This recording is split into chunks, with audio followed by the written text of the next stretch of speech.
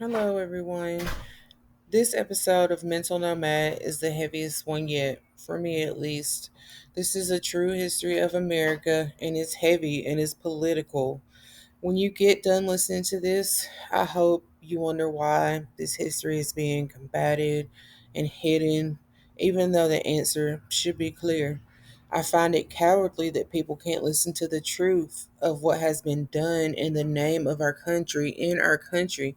Learn it, teach it to your family and friends so we can move forward. I know that it is often said that history repeats itself, and those who don't know it are doomed to repeat it. This phrase is true and cannot be overstated. So, on the last episode of the show, we discussed slavery, the slave trade. I wasn't able to discuss all of the traumatic things that happened, and that's because I'd like to keep the show under 15 minutes. But in this case, I'd like to go back for the sake of clarification and understanding. And keeping the show at short length, I won't be able to cover everything, but I'm going to do my best. One of the things that always made me feel all of my feelings was knowing that the slaves were intentionally sold to other slave owners far away from their families to intentionally punish the slaves. This tore families apart. Some were never able to reunite. This obviously has huge ramifications then and now. Systemic and institutional racism still hold true to this. It's my understanding that back in either the 60s or the 70s, when a family needed government assistance, there could be no father, no man in the house. They would come and check. This still holds true today, but I digress. It was also law that enslaved parents did not have rights to their children, and so their children could legally be sold without notice. Women often performed abortions on themselves or infanticide on their young children to save them from the horrors of slavery. The separation of African American families also led to loss of culture, intergenerational trauma, connection to one's heritage. Enslaved people were often punished for crying, complaining, or fighting back. They were punished for having understandable emotions in the face of trauma, heartbreak, and violence. Whew. Equally as disgusting is a practice called buck breaking. Buck breaking refers to the brutal practice during the era of slavery in which enslaved African men were subjected to public humiliation, sexual violence, and dehumanization as a means of asserting dominance, control, and sickly enough, amusement by brutally raping the enslaved African man, often in public. It was the physical and the psychological domination of enslaved men and was also intended to emasculate and control over them and the others, to deny them any sense of dignity and humanity, and to reinforce the idea that they were powerless and were subjected to all this extreme brutality. These are only two examples of the sadistic, terrifying, cruel things that slave owners subjected their slaves to. All of this was done in the name of power and superiority, and it is disgusting.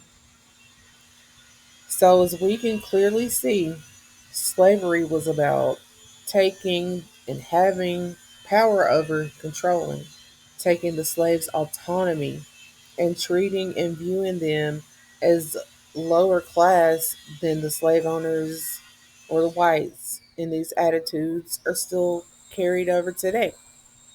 Think of all the Karens who are calling the police on blacks at the park having a cookout, or little black children selling lemonade. Just like I think African Americans carry generational trauma from all of the cruelty and dehumanization of slavery, I think some white people still feel like they have the right when really it's audacity. They have the audacity to assert dominance and power over blacks. We can go back to when slaves were only counted as 3/5 of the population. We see this with redlining and gentrification. So, according to CornellLaw.com, the definition of redlining is defined as a discriminatory practice that consists of the systemic denial of services such as mortgages, insurance loans, other financial services to residents of certain areas based on their race or ethnicity. Redlining disregards an individual's qualifications and creditworthiness to refuse such services solely based on the residency of those individuals in minority neighborhoods, which are also quite often deemed hazardous or dangerous. When you hear people say that racism is systemic and institutional, this is what they are talking about. Racism is literally ingrained into the makeup of America. If you really think about it, I personally feel like America runs exactly the way the founders and fellow haters designed for it to. There are many examples even now. Look at the recent political protests that are happening all over our country right now. These protests have been peaceful. Think about the January 6th insurrection. These people had the nerve to smear actual dookie on the walls of our nation's capital, and I think 5 people were killed. In my mind, I know that as a black woman, that if black people had violently attacked the Capitol, everyone would have been dead immediately. There's absolutely no doubt in my mind of this fact, and nobody will ever be able to tell me otherwise. But again, I digress. So, gentrification is when the character of a poorer urban area is changed by wealthier people moving in, improving the housing, and attracting new businesses, typically displacing current inhabitants in the process. So, where the black people live, the property values are low. Others come in and are able to buy the land for cheap. They take the property, build it up, and make loads of income. See, redlining and gentrification, they do go hand in hand. These things are also included in the ways that keep blacks from building generational wealth and have something to pass down to their kids and families.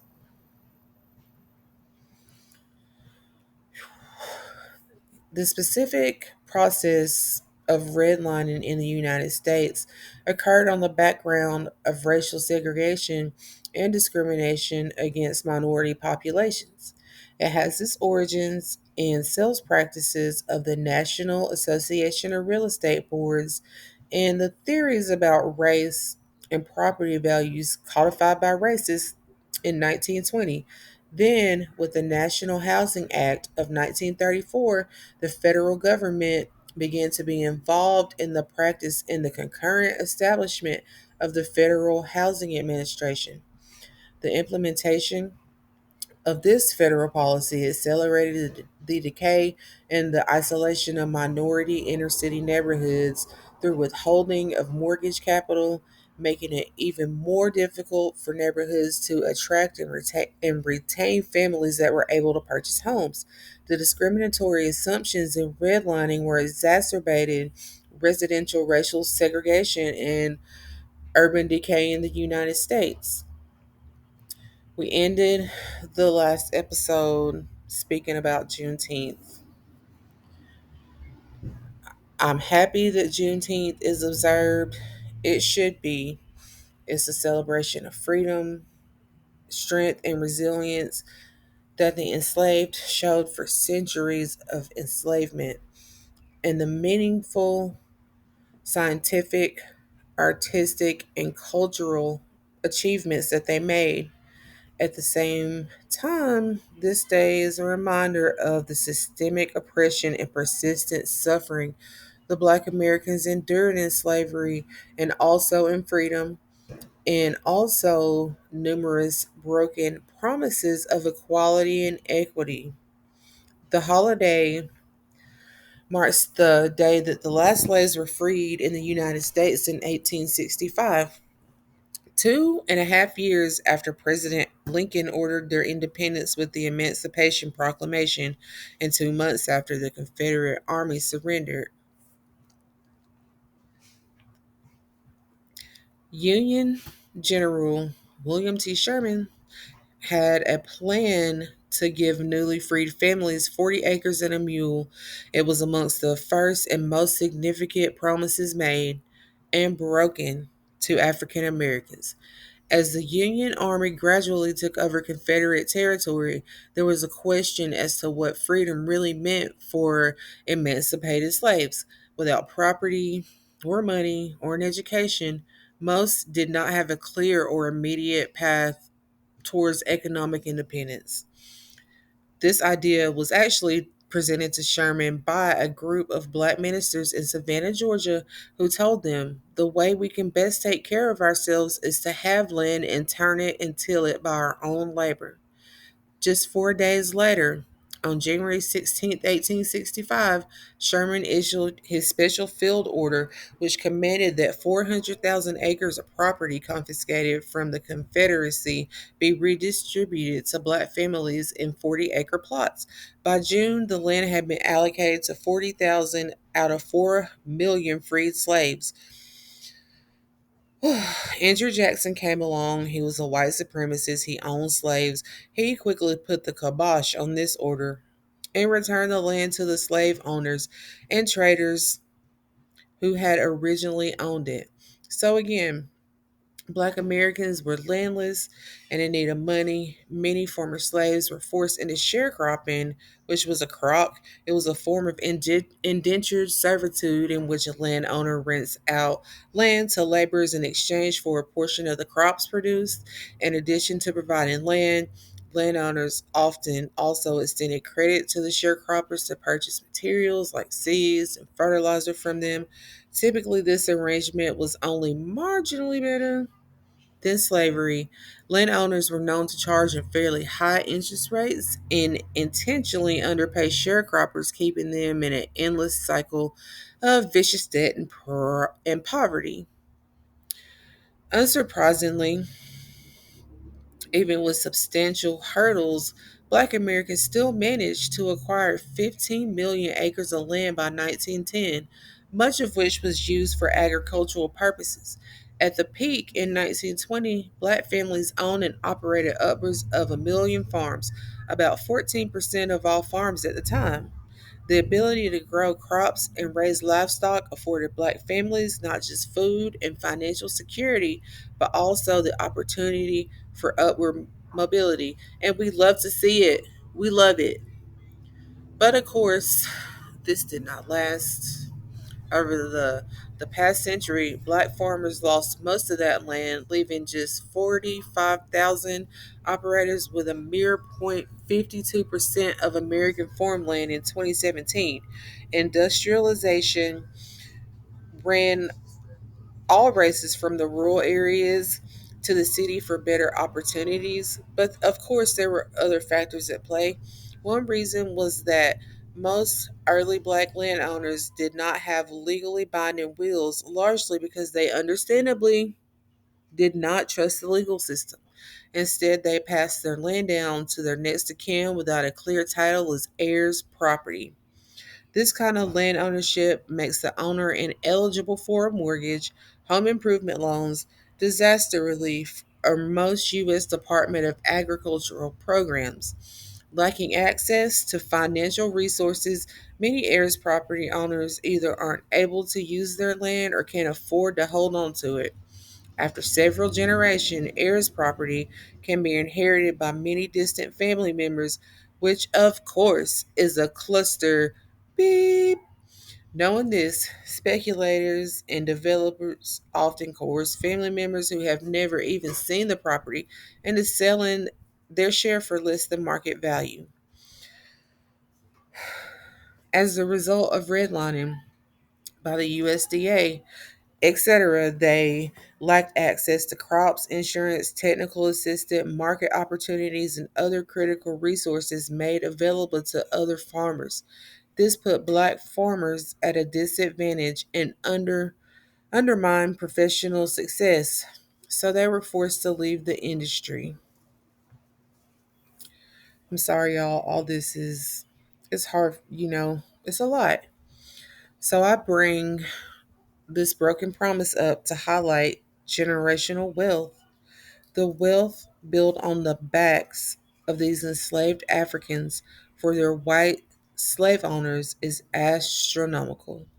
Giving freed slaves 40 acres and a mule would not have totally equaled the playing field economically, but it would have given African Americans a chance to build their own wealth and pass it down. Nobody was asking for a handout. Nobody. The long term financial implications of this reversal is staggering. By some estimates, the value of 40 acres and a mule for those 40,000 freed slaves would be worth 640 billion today. All of this is vile and deplorable, and yet we are judged by being in circumstances that we work hard to circumvent by the very people who put us there. Over and over and over, I have heard proposals in the government also over and over about giving reparations to African Americans for building this country by force and for free. Every time it gets shot down. How come? Native Americans were given reparations for government seized land, and the Japanese were given reparations for their forced internment during World War II. But again and again, I digress. I have wondered more times than I can count, how did these people sleep? How evil they obviously were, and how did they even know peace? As a very, very faith heavy follower of Christ who commanded us to love our neighbors as ourselves, I know that it is not my place to judge, but I'd be lying if I said I hope these people got the torment they deserve in hell. Disrespectfully, of course. Thank you for joining me. I hope to see you all soon. I noticed myself when I was speaking that there was a disparity in the number of freed slaves. I'll correct that on the next video. Again, please like and subscribe, and thank you for watching. Toodles.